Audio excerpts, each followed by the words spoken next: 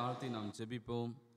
எங்கள் நேசிக்கு நல்ல ஆண்டவரே, ஒரு முறை கூட உம்முடைய பாதத்தில் வந்து நிற்கிறோம் சுவாமி. இப்பொழுது உம்முடைய வேத சத்தியத்திலிருந்து சில காரியங்களை நாங்கள் தியானிப்பதற்காக நாங்கள் வந்து நிற்கிறோம். கர்த்தர் எங்களோடு கூட பேசுகின்ற அடியனை மறைத்து கர்த்தர் நீர் வெளிப்பட வேண்டுமே சொல்லி ஜெபிக்கின்ற ராஜா.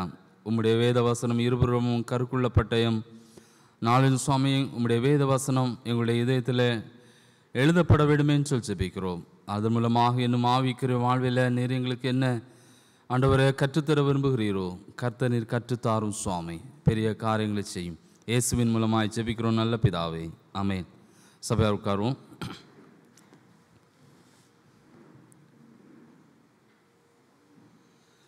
ஒரு முறை கூட இந்த நாளிலும் இயேசு கிறிஸ்துவின் தான் நாமத்தினாலே உங்கள் அனைவரையும் வாழ்த்தி வரவேற்கிற இந்த நாளிலும் ஆராதனையில் கலந்து கொண்டிருக்கிற உங்கள் ஒவ்வொருவரையும் கர்த்ததாமே ஆசீர்வதித்து வழி நடத்துவாராக. நாளிலும் உங்கள் மத்தியில் வந்து ஆராதனை நடத்துவதற்கும் ஆண்டோடைய வேத வசனத்திலிருந்து சில காரியங்களை பகிர்ந்து கொள்வதற்கும் கர்த்தர் கொடுத்திருக்கிற அருமையான இந்த ஸ்லாக்கியத்திற்காக நான் ஆண்டவருக்கு நன்றி செலுத்துகிறேன். நாளும் வாய்ப்பை கொடுத்த அருமையான சபையின் போதகரையா அவர்களுக்கும் சபைக்குழு அங்கத்தினர் ஒவ்வொருவருக்கும் நண்பர் சுவிசேஷ ஜெபக்குழுவின் எல்லா மிஷனரிகள் சார்பாக வாழ்த்துக்களையும் நன்றிகளையும் தெரிவித்துக் கொள்கிறேன். நாளிலும் நாம் கடந்த ஒவ்வொரு வாரமாக சில காரியங்களை குறித்து நாம் தியானித்து கொண்டிருக்கிறோம். கடந்த ஞாயிற்றுக்கிழமை நான் ஆராதனைக்கு வந்திருக்கும்போது ஐயா ஒரு தலைப்பில் மெசேஜ் கொடுத்தாங்க. யாருக்கா ஞாபகம் இருக்கா?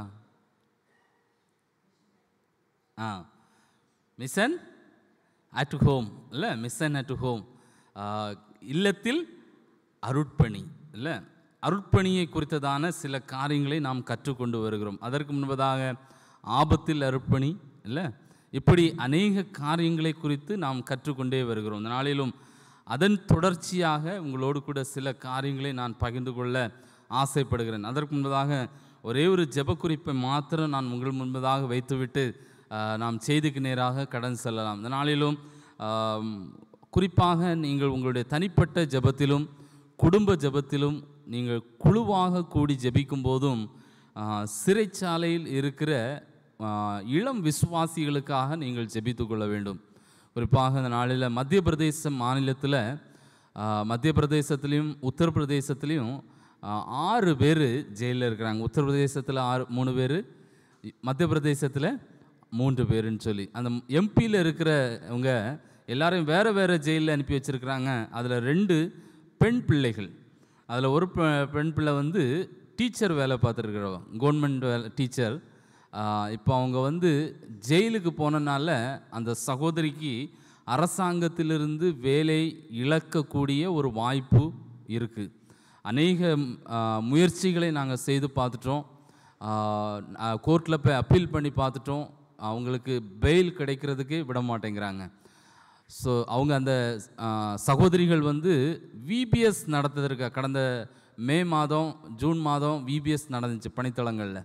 அந்த விபிஎஸ் நடத்துறதுக்காக கிராமத்திற்கு சென்றிருக்கும்போது அங்குள்ள கிறிஸ்தவ எதிர்ப்பாளர்கள் அவர்களை பிடித்து ஜெயிலில் அடைச்சாங்க. மொத்தம் 6 பேர் ஜெயிலில் அடைச்சாங்க. 6 பேரில் 3 பேருக்கு மாத்திரம் ஜாமீன் கிடச்சிச்சு. 3 பேர் இன்னும் ஜெயிலில் மத்திய பிரதேசத்தில் இருக்கு. அதே போல் உத்தரப்பிரதேச மாநிலத்தில் கேஷுவல் வாலண்டியர் சிவி அவரும் இன்னும் விசுவாசிகளும் ஒரு வீட்டில் கூடி ஜெபம் பண்ணிகிட்டு இருந்தாங்க. அவங்க ஆராதனை நடத்தலை, ஜெபம் மட்டும் பண்ணிகிட்டு இருந்தாங்க. ஒரு பாட்டு மட்டும் பாடினாங்க, ஒரு பாட்டு மட்டும் பாடி ஜெபம் பண்ணாங்க. போலீஸ்காரங்க வந்து அவங்கள அடித்து சிறைச்சாலைக்கு கொண்டு போயிட்டாங்க. அவர்களையும் நாங்கள் வெளியில் எடுக்கணும்னு சொல்லி பல முயற்சிகளை செய்து கொண்டிருக்கிறோம்.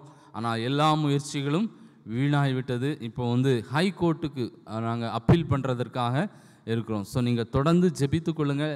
ஏன் நம்ம ஜெபம் பண்ணோன்னா, அந்த ஜெயிலில் இருக்கிறவங்களுக்கு அந்த பெண் பிள்ளைகள் அவர்களுடைய என்ன சொல்கிறாங்கன்னா, நாங்கள் கிறிஸ்துவுக்காக நாங்கள் ஜெயிலுக்குள்ளே இருக்கிறோன்னு சொல்லி அவங்க சந்தோஷத்தை தான் இருக்காங்க. ஆனால் அவருடைய எதிர்காலத்தை குறித்ததான பல கேள்விகள் இன்று இருக்குது அவருடைய கிராமங்களில். ஸோ இந்த காரியத்திற்காக நீங்கள் ஜெபித்து கொள்ளுங்கள். இன்னும் அதில் வந்து 2வது நம்ம ஏன் ஜெபிக்க வேண்டும் என்றால், அந்த சிறைச்சாலையில் இருக்கிற பிள்ளைகளை வெளியில் கொண்டு வருவதற்கு அநேக பணம் செலவழிக்க வேண்டிய ஒரு சூழ்நிலைமைகள் இருக்கிறது. அநேக அட்வொகேட்ஸ் அவங்களுக்கெல்லாம் நிறைய பணங்கள், ஒவ்வொரு வாய்தாவுக்கும் நம்ம வந்து அநேக பணங்களை செலவழித்து கொண்டே இருக்கிறோம். ஸோ இந்த காரியத்திற்காக நீங்கள் தொடர்ந்து ஜெபிக்கும்படியாக உங்களிடம் நான் அன்பாக கேட்டுக்கொள்கிறேன். கூடிய சீக்கிரத்தில் கர்த்தர் நம்முடைய ஜெபத்தை கேட்டு அந்த ஜெயிலில் இருக்கிற பிள்ளைகளை கர்த்தர் விடுதலையாக்கி தருவாராக. நாளிலும் வேதத்திலிருந்து சில காரியங்களை நான் உங்களோடு கூட பகிர்ந்து கொள்ள ஆசைப்படுகிறேன். நாம் தொடர்ச்சியாக அந்த அருட்பணியை குறித்ததான காரியங்களை நான் உங்களோடு கூட பகிர்ந்து கொள்ள ஆசைப்படுகிறேன். இந்த நாளிலும் ஜெபத்தில் அருட்பணி, prayer in mission, prayer in மிஷன்ங்கிற தலைப்பில் நான் உங்களோடு கூட சில காரியங்களை உங்களோடு கூட பகிர்ந்து கொள்ள ஆசை. ஒரு முறை, இது ஒரு சின்ன கதை தான், ஏதோ ஒரு பெரிய இது நடந்த கதை கிடையாது. பரலோகத்தில் கடவுளுக்கும் ஒரு தூதனுக்கும் ஒரு சம்பாஷணை நடந்துச்சான். இது ஒரு கற்பனை கதை. சம்பாஷணை நடக்கும்போது அந்த தூதன் சொன்னானா, ஆண்டவரே, இந்த உலகத்தில் இந்த பூமியில் மிகவும் விலை உயர்ந்த பொருள் எதுன்னு சொல்லி கேட்டாராம். அந்த ஆண்டவர் சொன்னார், நீயே போய் உலகத்தில் போய் பார்த்து தேடி கண்டுபிடிச்சிட்டு வான்னு சொல்லி அந்த தூதனை அனுப்புனாராம். அவன் போய் உலகத்தில் போய் தேடி பார்த்துருக்குறான். அங்கே வந்திருக்கும்போது ஒரு தாயார் தன்னுடைய ஒரே குமாரனை இழந்து அவன் இறந்துட்டான். இறந்ததுனால அவனுடைய டெட் பாடியை கொண்டு போய் கொண்டிருக்கும்போது அந்த தாயார் அழுது கொண்டே இருந்தாங்க. அவளுடைய கண்களிலிருந்து கண்ணீர் மாலை மாலையாய் சொரிந்து கொண்டே இருந்துச்சான். அப்போ அவன் நினைத்த அந்த தூதன் நினைச்சாராம், ஒருவேளை இந்த கண்ணீர் தான் விலை உயர்ந்ததாக இருக்கும். ஏன்னா அந்த அம்மாவுக்கு இருக்கிற ஒரே உதவி இந்த பையன்தான். அந்த பையனும் இறந்துட்டான். அதனால் அந்த அம்மா அழுதுன்னு சொல்லிட்டு அந்த கண்ணீரை கொண்டு ஒரு பாத்திரத்தில் ஏந்தி கொண்டு கடவுள்கிட்ட போனானாம். கடவுள் சொன்னாராம், இதுவல்ல விலை உயர்ந்த பொருள்னு சொல்லி சொன்னாராம். இரண்டாவதாக அவன் சொன்னானா, இரண்டாவது அவர் உலகத்துக்குள்ளே போயிருக்கிறான். உலகத்துக்குள்ளே போனால் அங்கே ஒரு மனிதன் நிலத்தில் வேலை செய்து கொண்டிருக்கிறான். வேலை செய்து கொண்டிருக்கும்போது அவனுடைய உடம்பிலிருந்து முழுவதுமாக வியர்வை சிந்த சிந்த அவன் வேலை செய்து கொண்டிருந்தானான். சரி, அவன் நினச்சானா, ஐயோ பாவம் இல்லை, இவன் இவ்வளோ கஷ்டப்படுறானே, ஒருவேளை விலை உயர்ந்த பொருள் இந்த வியர்வையாக தான் இருக்குன்னு சொல்லி ஒரு பாத்திரத்தில் அந்த வியர்வை எடுத்துகிட்டு நேரே கடவுள்கிட்ட போனானா. கடவுள்கிட்ட போனோன்னா கடவுள் சொன்னாராம், இதுவும் விலை உயர்ந்த பொருள் கிடையாதுப்பான்னு சொல்லி சொன்னாராம். ஒன்று அவன் சொன்னான்னா, தூதன் சொன்னான், ஆண்டவரே வேறு என்ன தான் இருக்கும் சொல்லி. ஆண்டவர் சொன்ன, இன்னொருக்கா நீ உலகத்தில் போய் பாருன்னு சொல்லி அனுப்புனார். அங்கே போகும்போது மரத்தடியில் ஒரு மனிதர் முழங்கால் படிட்டு தன்னுடைய தேசத்தின் மக்களுக்காக அழுது அழுது அழுது ஜெபித்து கொண்டிருந்தானாம். அவனுடைய கண்களிலிருந்து கண்ணீர் மாலை மாலையாக சொட்ட சொட்ட அவன் ஜெபித்து கொண்டிருந்தானான். ஆண்டவரே, என் தேச மக்கள் ரட்சிக்கப்பட வேண்டும், என் தேச மக்கள் பாதுகாக்கப்பட வேண்டும், என் தேசம் ஆசீர்வதிக்கப்பட வேண்டும் சொல்லி அவன் அழுது அழுது அழுது அழுது ஜெபித்து கொண்டிருந்தானா. அவன் நினச்சா மனசில், ஒருவேளை இதாக தான் இருக்குன்னு சொல்லி அந்த கண்ணீரை ஒரு பாத்திரத்தில் எடுத்துகிட்டு நேரே கடவுள்கிட்ட போனான். கடவுள் சொன்னாராம், இதுதான் உலகத்திலே விலையுயர்ந்த பொருள்னு சொல்லி ஆண்டவர் சொன்னார். ஒருவேளை இது கற்பனை கதையாக இருந்தாலும் நாம் பலவிதமான காரியங்களுக்காக நாம் நம்முடைய முயற்சிகளை நாம் செய்யலாம். அதை காட்டிலும் நாம் தேசத்திற்காக திறப்பிலே நிற்பது, நாம் தேசத்திற்காக கதறி அழுவதை தான் விலை உயர்ந்த பொருள் என்று ஆண்டவர் சொல்லுகிறார். ஏனென்றால் கர்த்தர் ஒரு மனிதனை தேடிக்கொண்டிருக்கிறார். எசேக்கியேல் தீர்க்கதரிசியின் புஸ்தகம் 22வது அதிகாரம் 30வது வசனத்தை எடுத்தவர்கள் வாசிக்கலாம்.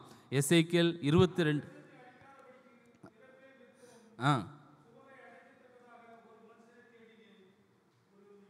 நான் தேசத்தை அழிக்காதபடிக்கு திறப்பிலே நிற்கவும் சுவரை அடைக்கவும் தக்கதாக ஒரு மனுஷனை தேடினேன், ஒருவனையும் காணேன் சொல்லி ஆண்டவர் சொல்லுகிறார். ஏனென்றால் தேசத்தை அழிக்கும்படியாக நான் அதை அழிக்காதபடிக்கு நான் திறப்பிலே நிற்கிற ஒரு மனிதனை நான் தேடிக்கொண்டிருக்கிறேன் என்று சொல்லி ஆண்டவர் சொல்லுற நாளில் கர்த்தர் தேடுகிற மனிதன் நாம இருக்கலாம் இல்லை. போன வாரம் ஒரு 2 நாளைக்கு முன்னாலும் நினைக்கிறேன், சத்தியம் டிவியில் மோகன் அண்ணன் ஒரு மெசேஜ் கொடுத்தாங்க. நீங்கள்லாம் பார்த்துருப்பீங்கன்னு நினைக்கிறேன். அதில் அண்ணன் கொடுத்தது இதே வசனத்துலேருந்து தான் அண்ணனும் மெசேஜ் கொடுத்தாங்க. தேவன் தேடும் மனிதன் என்று சொல்லி. தேவன் தேடும் மனிதன். தேவன் தேடும் மனிதன் எப்படிப்பட்ட மனிதனை ஆண்டவர் தேடுகிறார்? தேசத்திற்காக திறப்பிலே நின்று தேசத்தின் காரியங்களுக்காக கதறி கதறி ஒரு பாரத்தோடு ஜெபிக்கக்கூடிய மனிதனை தான் கர்த்தர் தேடிக்கொண்டிருக்கிறார். இந்த நாளிலும் வேதத்திலிருந்து உங்களோடு கூட சில காரியங்களை நான் பகிர்ந்து கொள்ள ஆசைப்படுகிறேன். நாம் எப்படி ஜெபத்தின் மூலமாக இந்த அருட்பணியில் ஈடுபட முடியும், நம்முடைய ஜெபம் எப்படிப்பட்டதாக இருக்க வேண்டும் என்று சொல்லி உங்களோடு கூட நான் பகிர்ந்து கொள்ள ஆசை. வாசிக்க கேட்ட முதலாவது வேத பாடத்திலிருந்து நான் சில காரியங்களை நாம் படிக்கலாம். ஆதியாகமம் 18வது அதிகாரம் வசனங்கள் 20லிருந்து 33வது வசனம் வரைக்கும் நாம் எடுத்து வைத்துக்கொள்வோம். சரிதானா? இல்லை, நல்ல குளிர்ச்சியான நேரம். சரியா? நல்ல ஒரு குளிர்ச்சியான நேரம், நல்ல கிளைமேட்டு, நல்ல தூக்கம் வர்ற நேரம். காலையிலே நம்ம வீட்டை விட்டு கிளம்பி இருக்கிறோம். அதனால் நான் சொல்கிறேன், தூங்கிடாதுங்க. சரியா? நீங்கள் தூங்குனீங்கன்னா நான் நிப்பாட்டவே மாட்டேன். அதுக்கப்புறம் சாயங்காலம் வரைக்கும் போய்கிட்டே இருக்கும். சரியா? அதனால் தூங்கிடாதுங்க. இப்போ எனக்கு தெரியும், நீங்கள் எல்லாரோடைய ஃபேஸையும் நான் பார்த்துட்ருக்குறேன். சரிதானே? ஸோ இதில் நாம் பார்க்கும்போது ஒரு மனிதனுடைய ஜெப வாழ்க்கையை குறித்து நாம் படிக்கலாம். இதிலிருந்து சில காரியங்களை உங்களோடு கூட நான் பகிர்ந்து கொள்ள ஆசைப்படுறேன். அந்த மனிதனுடைய பேர் என்ன? நாம் வாசிக்க கேட்ட முதலாவது வேத பாடத்தில் ஒரு மனிதனுடைய கேரக்டர் வருது. அது கேரக்டர் யார்? ஆபிரகாம். ஆபிரகாமுடைய வாழ்க்கையிலிருந்து சில காரியங்களை நாம் கற்றுக்கொள்ள இருக்கிறோம். இந்த நாளில் ஒவ்வொரு மதத்திற்கும் ஒரு சில மீடியேட்டர்ஸ் இருப்பாங்க இல்லை? இப்போ இஸ்லாம் மதத்தை நாம் எடுத்துக்கொண்டோம் என்றால் அவர்களுக்கு மீடியேட்டர்னு சொல்லி ஒரு ஆள் இருப்பாங்க. அவங்க பேர் வந்து இமாம்னு சொல்லுவாங்க. ரெண்டாவது ஹிந்துயிசத்தில் வந்து ஒரு மீடியேட்டர் வச்சுருப்பாங்க. யார்? அவங்க பேர் என்ன சொல்லுவாங்க?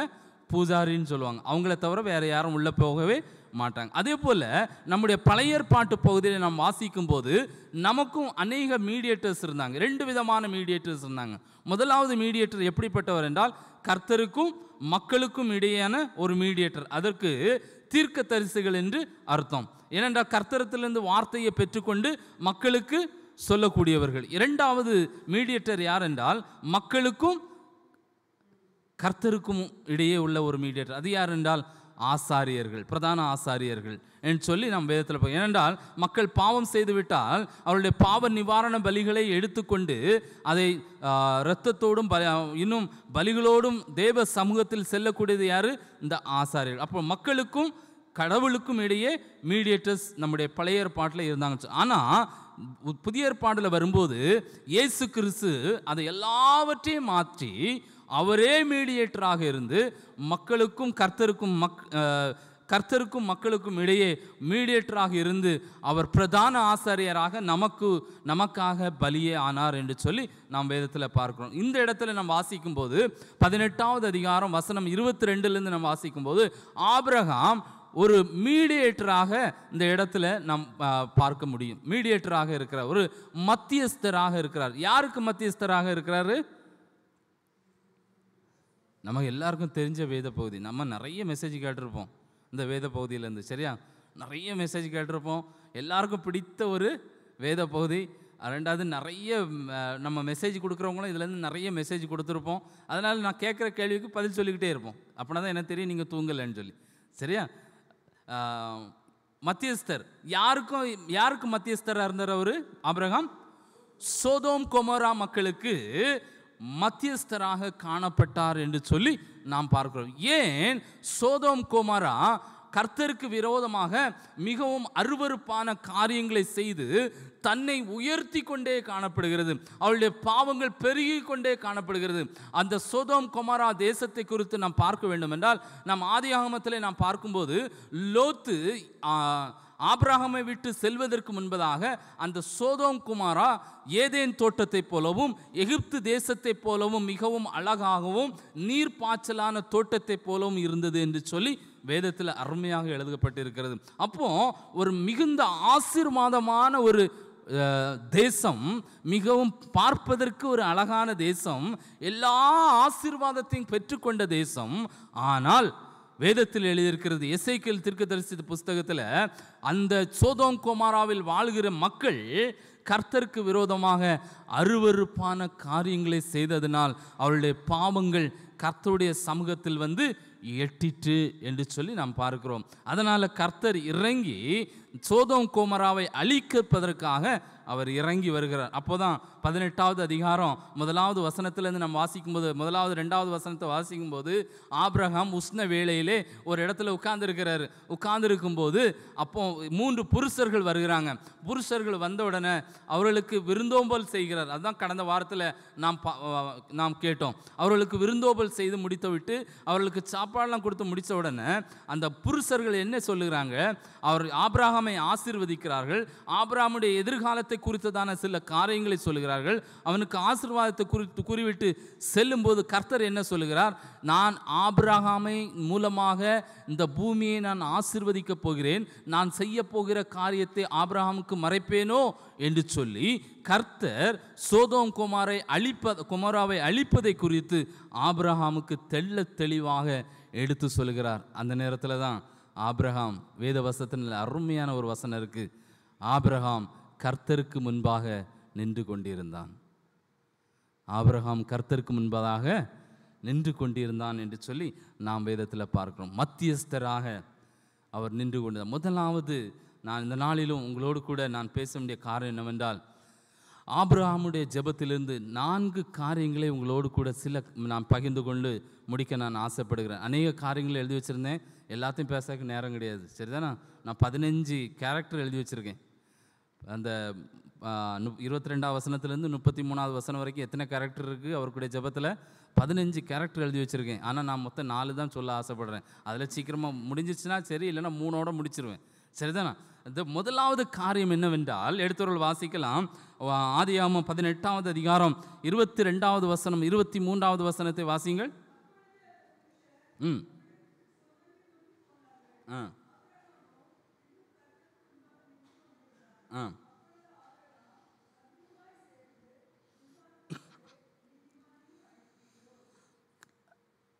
அந்த புருஷர்கள் அவன்கிட்ட சொல்லி முடிச்சிட்டு சோதோம் கொமராவுக்கு நேராக கடந்து செல்லும் போது அந்த ஆபிரகாம் நான் சொன்னதை போல கர்த்தருக்கு முன்பாக நின்று கொண்டே இருக்கான். இல்லை, சோதோம் கொமராவை அழிக்க போகிறாரு ஆண்டவர். அங்கே யார் இருக்கா? லோத்து இருக்கார். இல்லை, அவனுடைய சகோதரன் லோத்து இருக்கார், அவனுடைய குடும்பம் இருக்குது, அவனுடைய பிள்ளைகள் இருக்காங்க. அதை காட்டிலும் அவனுடைய பாரம் என்னவென்றால், அந்த தேசம் அழிக்கப்படக்கூடாது. ஏனென்றால் அந்த தேசம் ஏதேன் தோட்டத்தை போலவும் எகிப்து தேசத்தை போலவும் பாலும் தேனும் ஓடுகிற தேசத்தை போலவும் நீர் பாய்ச்சலான தோட்டத்தை போலவும் காணப்படுகிற அந்த தேசத்தை அழிக்கப்படாதபடிக்கு ஆபிரகாம் கர்த்தருக்கு முன்பாக நின்று கொண்டிருந்தான் என்று சொல்லி நாம் வேதத்தில் பார்க்கிறோம். இந்த நாளில் நாமும் நம்முடைய தேசத்திற்காக நாம் கர்த்தருக்கு முன்பதாக நிற்க வேண்டும் என்று சொல்லி கர்த்தர் விரும்புகிறார். அநேக பேருக்கு இந்த நாட்களில் நேரம் கிடைப்பதே இல்லை, ஜெபிப்பதற்கென்று நேரம் கிடைப்பதில்லை. ஏனென்றால் நாம் எல்லாரும் வாழ்ந்து கொண்டிருப்பது ஒரு பிஸியான உலகம். மக்கள் எந்த இடத்துல பார்த்தாலும் மக்கள் ஸ்பீடாக ஓடிக்கிட்டே இருக்கிறாங்க. இல்லை, காரில் பார்த்தாலும் சரி ஸ்பீடாக தான் போகிறாங்க, பைக்கில் போனாலும் சரி ஸ்பீடாக தான் போகிறாங்க, நடந்து போனாலும் சரி அவங்க கூடால என்னால் நடக்கவே முடியாது, அவ்வளவு ஸ்பீடாக ஓடுறாங்க. காரணம் என்ன? பிஸியான உலகம். அதனால் இன்னைக்கு அநேக காரியங்களை மக்கள் தங்களுடைய வாழ்க்கை முறைகளை மாற்றி விட்டார்கள். எப்படி? ஆர்டர் சமைக்கிறதுக்கு சொல்லுங்கள், சமைக்கிறதுக்கு ஒரு பட்டன் அமுக்குனா போதும், என்ன ஆயிடுது? வீட்டுக்கு நேராக 2 நிமிஷத்தில் கொண்டு சாப்பாடை கொடுத்துட்டு போயிடுறான். இல்லை, இன்னைக்கு அநேக குடும்பங்களில் அடுப்பங்கரையை பார்த்து ரொம்ப நாள் ஆயிடுச்சு. அடுப்பங்கரைன்னா தெரியுமா?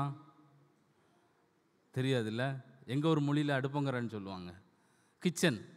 இல்லை, கிச்சனை பார்த்து நிறைய பேருக்கு ரொம்ப நாள் ஆயிடுச்சு. காரணம் என்ன?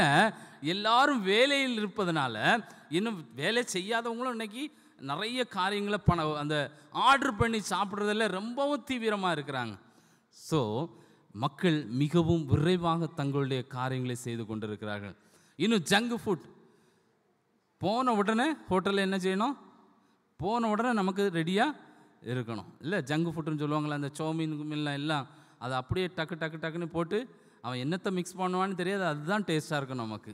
இல்லை, ஆனால் கர்த்தருக்கு கொடுக்க வேண்டியது. அதனால் மக்கள் இப்படி பிஸியாக இருப்பதனால் நாம் கர்த்தருக்கு முன்பதாக நிற்கக்கூடிய நேரம் குறைந்து கொண்டே காணப்படுகிறது, குறைந்து கொண்டே காணப்படுகிறது.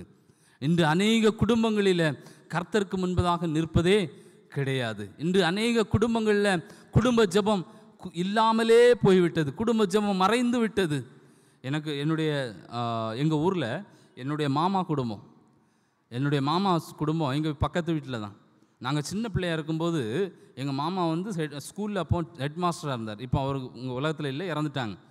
அப்போது அவர் வந்து வீட்டில் அவங்களோட பிள்ளைங்களெல்லாம் கூட்டு வச்சு நம்முடைய பாமாலை கீர்த்தனை அந்த புக்கை எடுத்து வச்சு 2 பாட்டு பாடி ஒரு அதிகாரத்தை படித்து ஒரு 4 பேர் ஜெபம் பண்ணுவாங்க.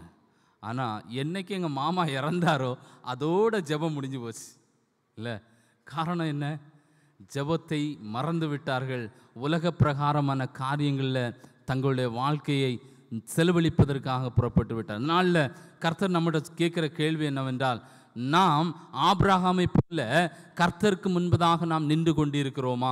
அதற்காக தான் கர்த்தர் நம்மை, இந்த அருட்பணிக்காக கர்த்தர் நம்மை அழைக்கிறார். ஒருவேளை நம்ம போய் சுவிசேஷம் சொல்ல முடியலங்க, நம்ம பணித்தளத்தில் போய் சுவிசேஷம் சொல்ல முடியல, மக்கள்கிட்ட போய் சுவிசேஷம் சொல்லணும் தேவையில்லை. நாம் இருக்கின்ற இடத்திலே கர்த்தருக்கு முன்பதாக நின்று கொண்டிருந்து அழிந்து போகிற ஆத்துமாக்களுக்காக, நரகத்தை நோக்கி ஓடிக்கொண்டிருக்கிற அந்த மக்களுக்காக நாம் ஜெபிப்பதற்காக கர்த்தர் உங்களையும் என்னையும் இந்த நாளில் அழைக்கிறார். இல்லை, நம்ம உலகத்தில் பார்க்குறோம் எத்தனை விதமான வேதனையான காரியங்கள்.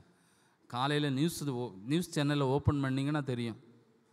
இல்லை, எத்தனை பாலியல் வன்கொடுமைகள் சிறு குழந்தைகளுக்கு. 8 வயசு பிள்ளைய தமிழ்நாட்டில் 8 வயசு பிள்ளைய ஒரு பையன் பாலியல் வன்கொடுமை செய்திருக்கிறான். எவ்வளோ வேதனைக்குரிய காரியம். ஒவ்வொரு செகண்டும் நாம் தாமதிக்க மக்கள் அழிந்து கொண்டே காணப்படுகிறார்கள். நாம் ஒவ்வொரு செகண்டும் தாமதிக்க மக்கள் நரகத்துக்கு நேராக ஓடிக்கொண்டிருக்கிறார்கள். இவர்களை தடுத்து நிறுத்துவது யார்? நீங்களும் நானும் தான். ஆபிரகாமை போல கர்த்தருக்கு முன்பதாக நின்று கொண்டிருப்பதற்கு கர்த்தர் நம்மை அழைக்கிறார். இன்னைக்கு அநேக கூடுகைகளுக்கு மக்கள் செல்வாங்க. ஆனால் ஜெப கூடுகைன்னு சொன்னால், நான் ஏதோ தப்பாக கேட்டனும், எல்லோரும் முறைச்சி பார்க்குற மாதிரியே இருக்குது. இல்லை, தப்பாக கேட்டோன்னா மன்னிச்சுக்கோங்க, பரவாயில்ல, நான் கேட்டுட்டேன், சரியா? ஜெபக்கூடுகைன்னு சொன்னால் இன்று மக்கள் வருவது மிகவும் குறைந்து கொண்டே காணப்படும். காரணம் என்னென்றால், அவர்கள் கர்த்தருக்கு முன்பதாக நிற்பதற்கு, ஆபிரகாமை போல கர்த்தருக்கு முன்பதாக நிற்பதற்கு ஆயத்தமே இல்லை. இல்லை, இந்த நாளில் கர்த்தர் உங்களையும் என்னையும் பார்த்து கேட்குற கேள்வி என்ன? கர்த்தருக்கு முன்பதாக நிற்க வேண்டும். 2வது அவருடைய ஜெபத்தில் உள்ள ஒரு குணாதிசயத்தை நான் உங்களோடு கூட பகிர்ந்து கொள்ள ஆசைப்படுகிறேன். தாழ்மையோடு அவர் ஜெபிக்கிறார். இன்னைக்கு அவர் வேதத்தில் படிக்கலாம். 18வது அதிகாரம் 27வது வசனத்தை வாசிங்க.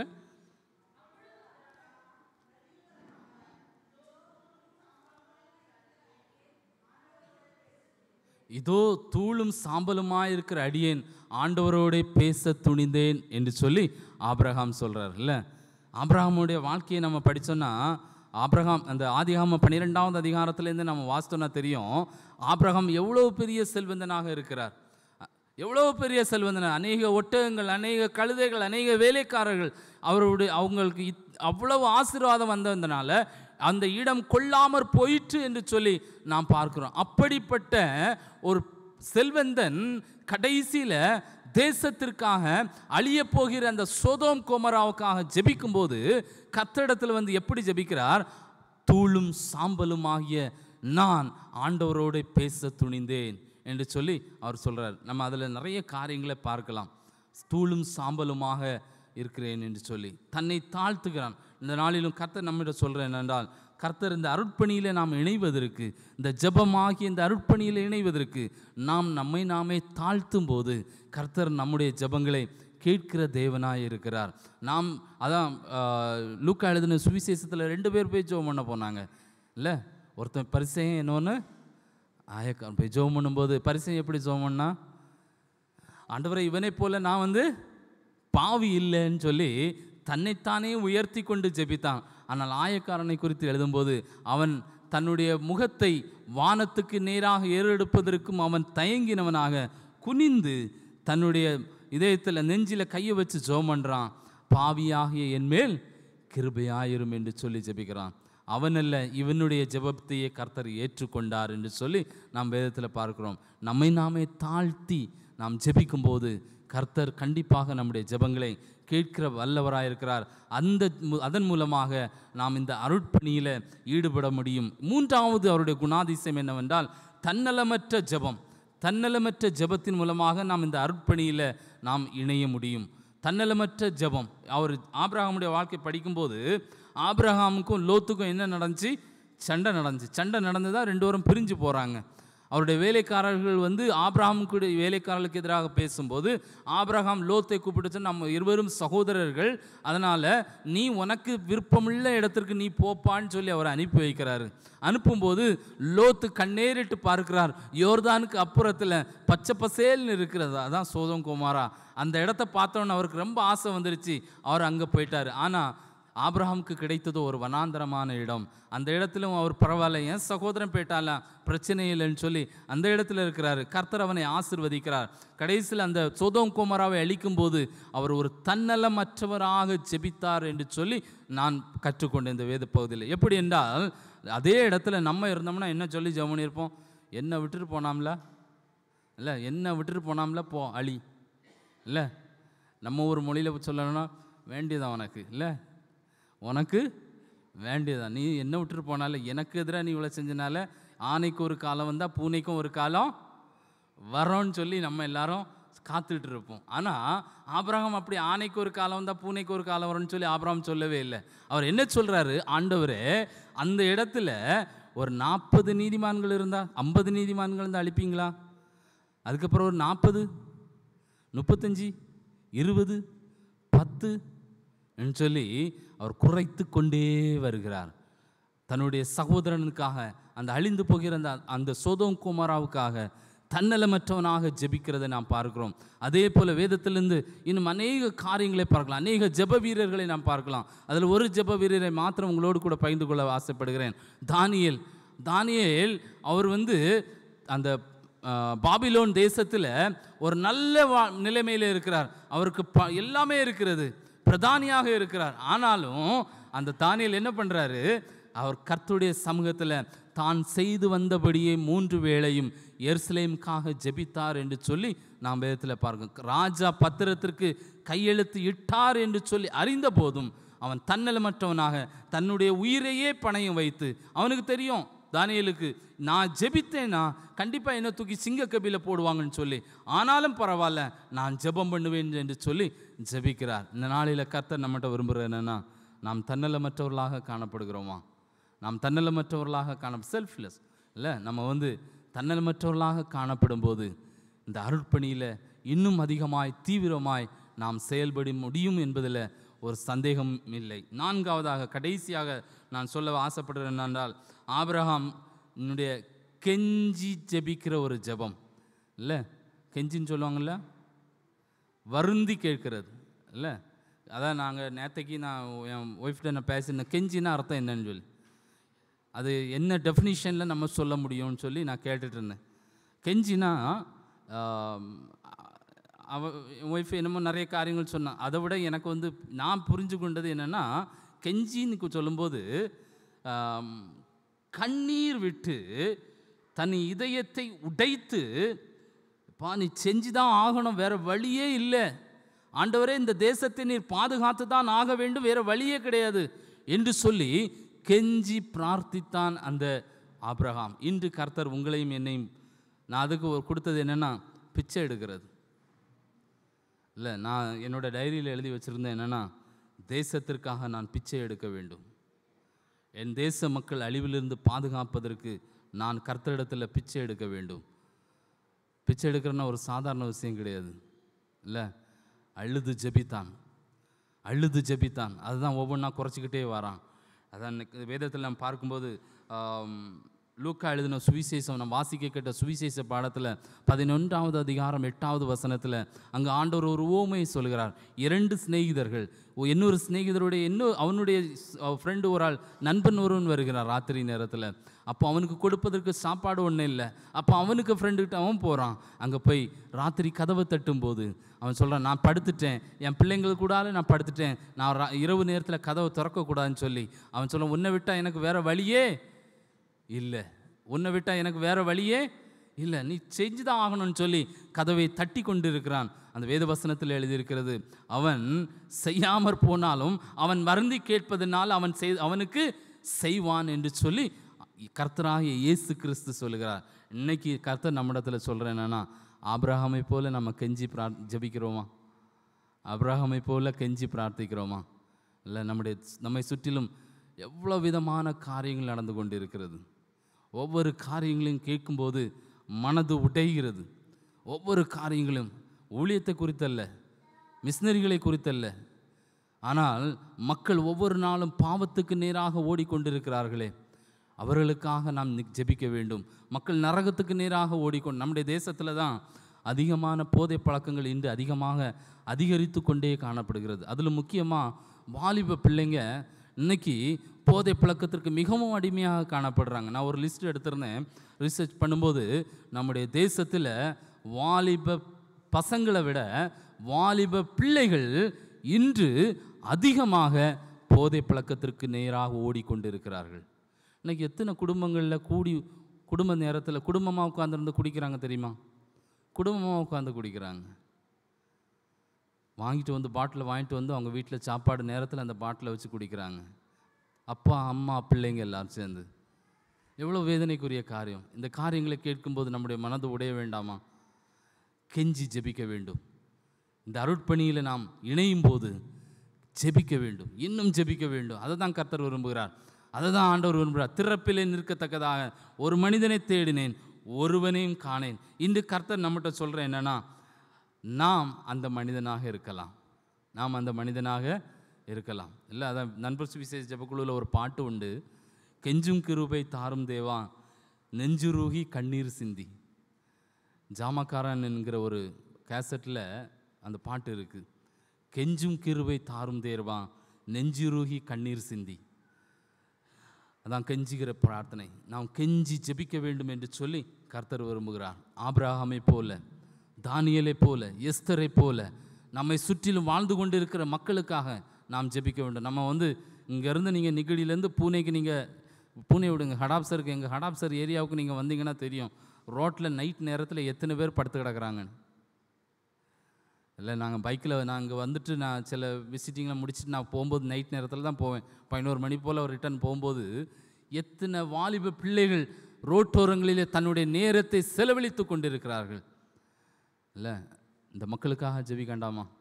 யார் ஜெபிப்பா? நீங்களும் நானும் தான் ஜெபிக்கணும். இன்று இரண்டாவது ஒரு பாவம் நம்முடைய தேசத்தில் அதிகரித்து கொண்டு காணப்படுது. என்னவென்றால் மொபைல் ஃபோன், ரீல்ஸ் மோகம்னு சொல்லுவாங்கல்ல, இல்லை இன்ஸ்டாகிராம், இல்லை இன்னும் அநேக காரியங்களில் தங்களுடைய வாழ்க்கையை சீரழித்து கொண்டு இருக்கிறார்கள். இவர்களுக்காக நாம் ஜெபிக்கணும். இன்றைக்கி அதில் அநேக பேர் தங்களுடைய செல்வங்களை, பணங்களை இழந்து நிறைய பேர் தற்கொலைக்கு நேராக கடன் செல்கிறார்கள்.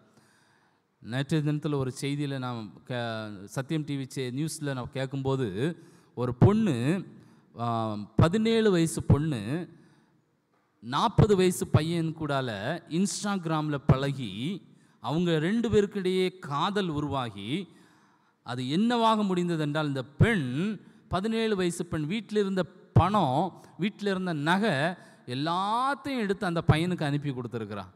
அவன் அந்த பணத்தை எடுத்துகிட்டு ஓடிட்டான்.